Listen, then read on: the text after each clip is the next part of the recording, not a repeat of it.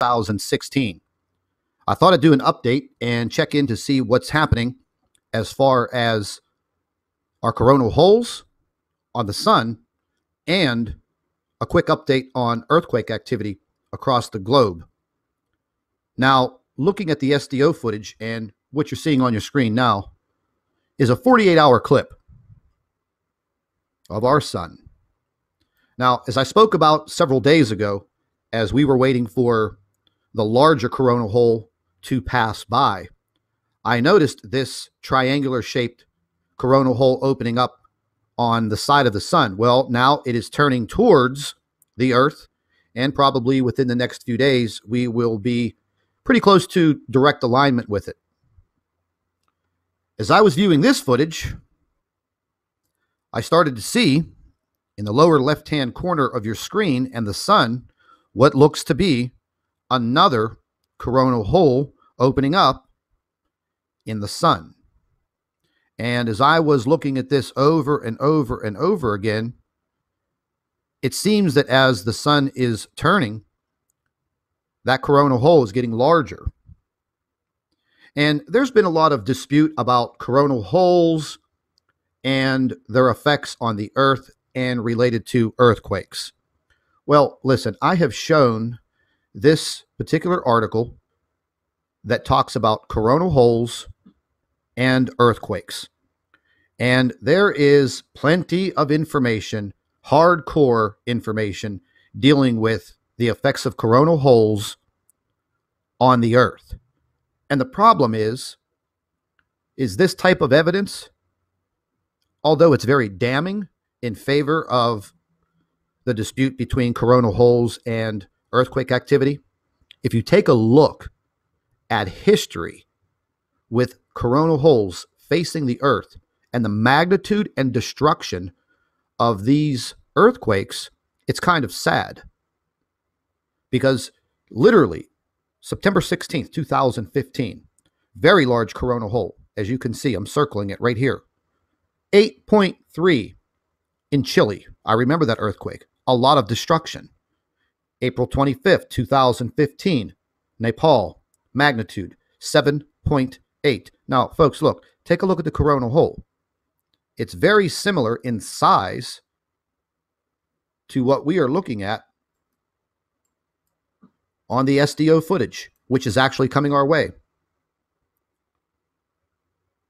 And then possibly another coronal hole, slightly lower and rotating again towards Earth. How long it will take to reach Earth, I'm not sure. I'm not a scientist.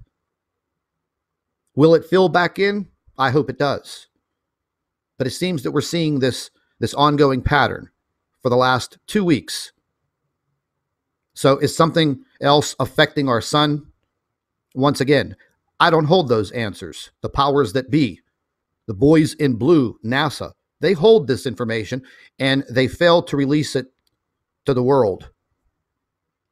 But anyways, as I was referring back to the evidence pertaining to coronal holes and earthquakes, well, you know, you have your critics out there. I mean, I have my own personal critic over there in the UK, Mr. Matthews.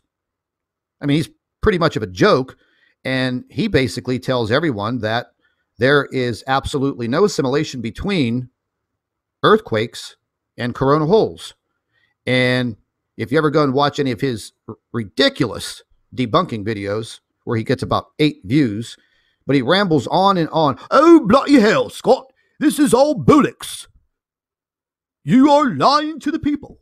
I actually have a better British accent than he does, because you could barely understand him. But anyways, forget about the critics, because they really mean nothing and they have no knowledge of anything. I'm not even sure if this guy can tie his own shoes.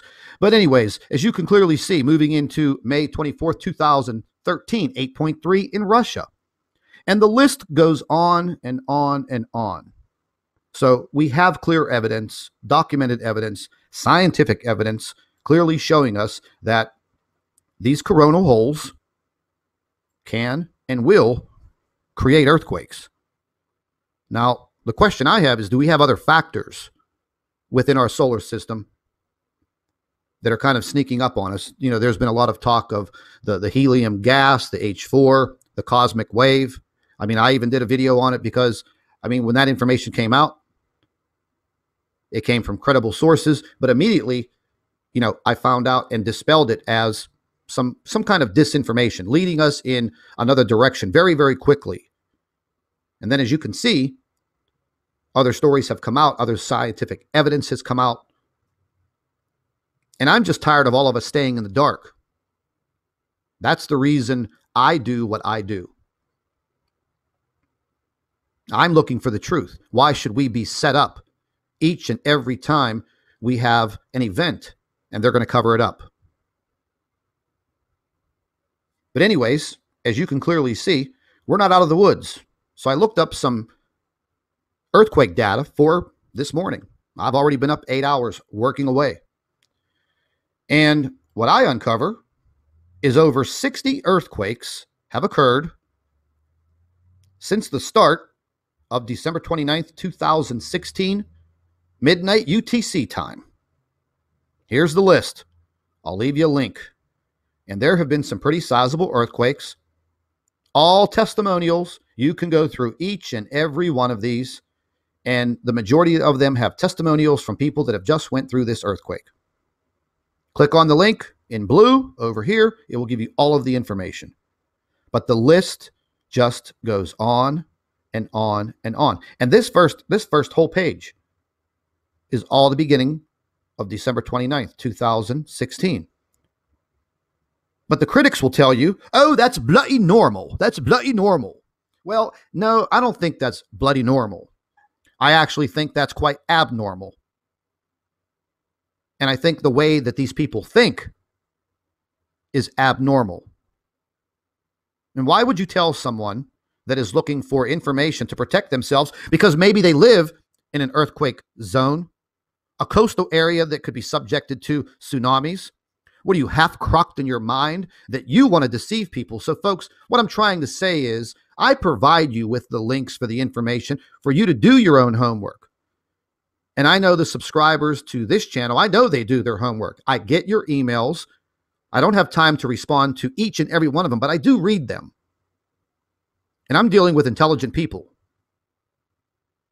Not some dummy sitting in his mom's basement over in the UK, muddling in his own crap, playing with a government computer that was issued to him.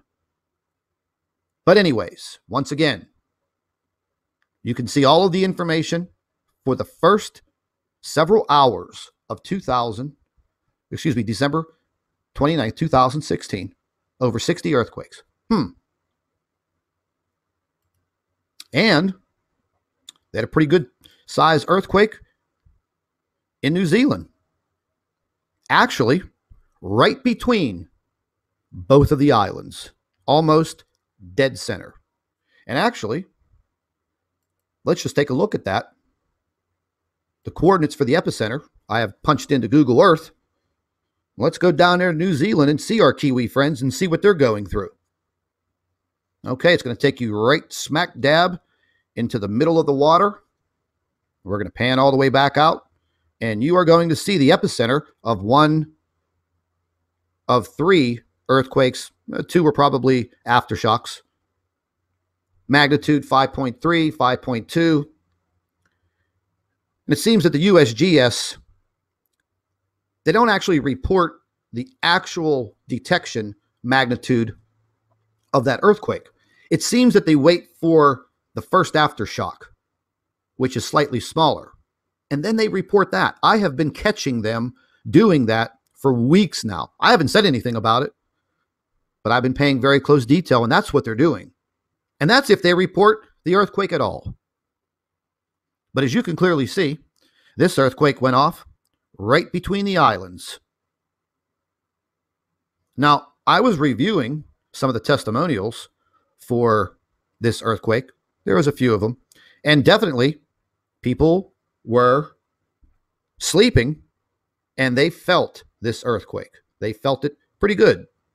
And we all know that New Zealand is in a earthquake prone area. I mean, I've heard that excuse Oh Lord, over the past several weeks, I've heard it 1,000 times. And yes, we know that New Zealand is in a fragile zone. But that you people that say that, what are you going to say to the people in New Zealand when they get rocked with a magnitude 9 and people lose their lives and they go through even more destruction than they went through previously with the 7.8 that hit there? So you people that say that there's nothing wrong, well, when people die, you go to the funeral homes of their relatives and you tell them, "Oh, this was just nothing. This is just a natural occurrence." Well, I'd have to beg to differ with you, because it seems to be that that is just the big common excuse now. This is all just a common occurrence. Well, how much more of that crap are we going to buy? Can you think of another excuse other than this being a common occurrence? I'm sure all the boys in blue over there at NASA, I'm sure they're all running around with their little pencils stuck behind their ear and their little pen pack stuck in their front pocket of their shirt, wondering what in the hell are we going to do with all these brains and all this technology. Well, how about warning people? How about coming out and telling the world that these things are occurring? Do you think maybe it would be that much for you to put an earthquake warning out compared to what you're seeing on your own damn satellites in space? I mean, do you really need people on YouTube? And I'll tell you, there are some smart people on YouTube.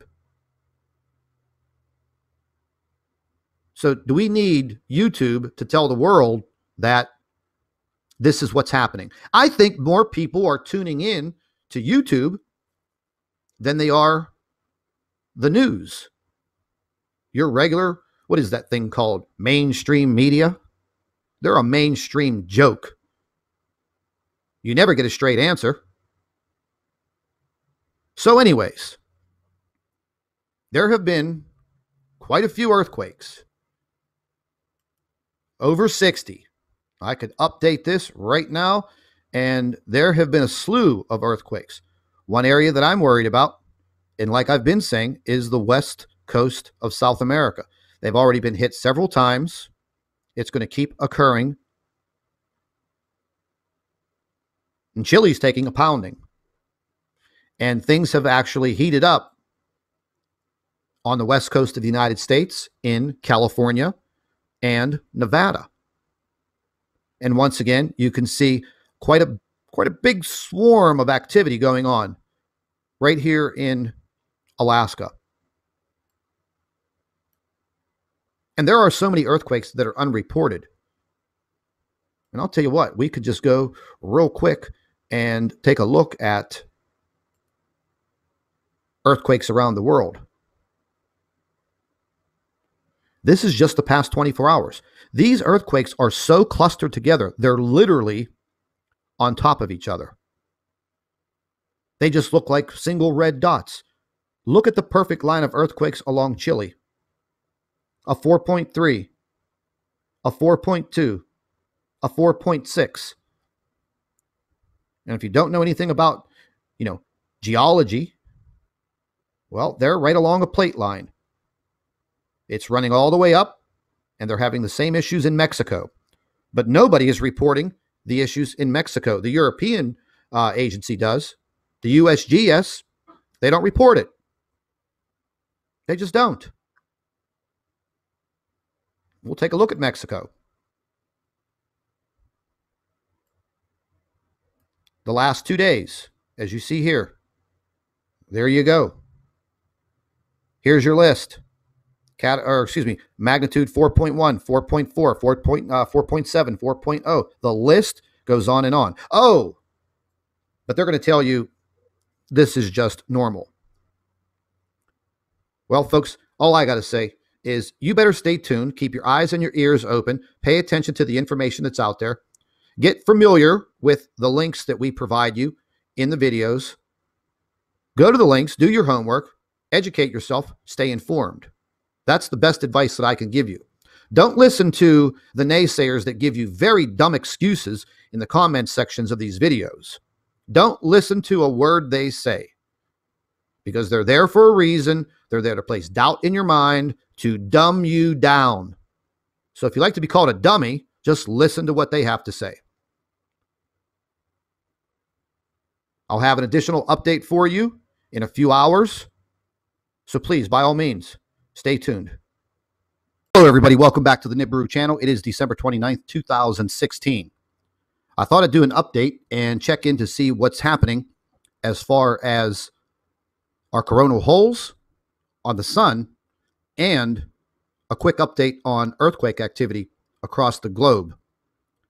Now, looking at the SDO footage, and what you're seeing on your screen now is a 48-hour clip of our sun.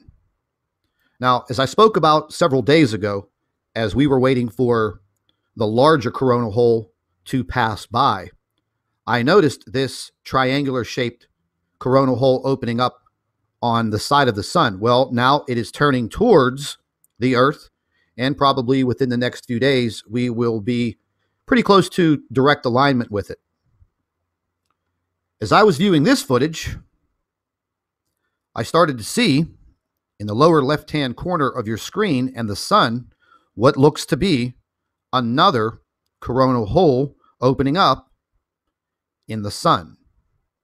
And as I was looking at this over and over and over again, it seems that as the sun is turning, that coronal hole is getting larger.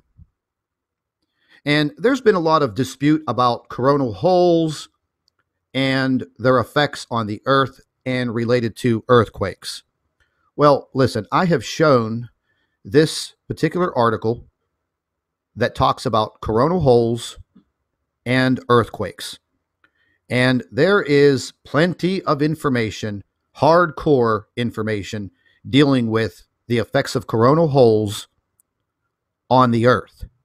And the problem is this type of evidence, although it's very damning in favor of the dispute between coronal holes and earthquake activity, if you take a look at history with coronal holes facing the Earth and the magnitude and destruction of these earthquakes